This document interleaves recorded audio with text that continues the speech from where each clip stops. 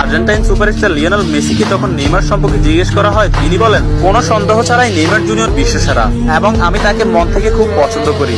এবং Argentine midfielder Rodrigo D পল বলেছেন, যারা নেইমার জুনিয়রকে ভালোবাসে না তারা ফুটবলই বোঝে না। ফ্রান্সের বিশ্বকাপ জয়ী কিলিয়ান এমবাপ্পে বলেছেন, নেইমার শুধু ফুটবলের রাজা নয়, মহারাজাও বটে। আর্জেন্টাইন গোলকিপার এমিলিয়ানো মার্টিনেজ বলেছেন, আমি নেইমার জুনিয়রের অনেক বড় ভক্ত। আর্জেন্টাইন বিশ্বকাপ জয়ী তারকা ডিয়েগো ম্যারাডোনা বলেছেন, আগামী 10 বছরে 10 জন মেসি আসবে, কিন্তু আগামী 10,000 বছরেও একজন নেইমার আসবে না।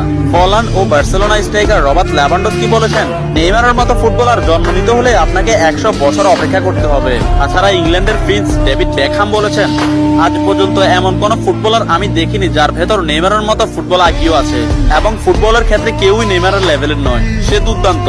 এবং আর্জেন্টাইন বিশ্বকাপ জয়ী তারকা অ্যানহেল ডি মারিয়া বলেছেন, নেইমারের সাথে যে কোনো প্লেয়ারের তুলনা করা অপরাধ।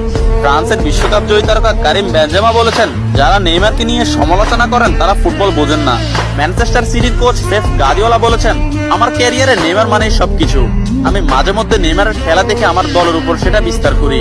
এবং স্পেনের বিশ্বকাপ জয়ী তারকা জেরার্ড পিকে বলেছেন, নেইমার ইতিহাসের সেরা খেলোয়াড়। অন্যদিকে লা লিগা সভাপতি তাবাস বলেছেন, নেইমার লা লিগার সম্পদ। এক সাংবাদিক ব্রাজিলের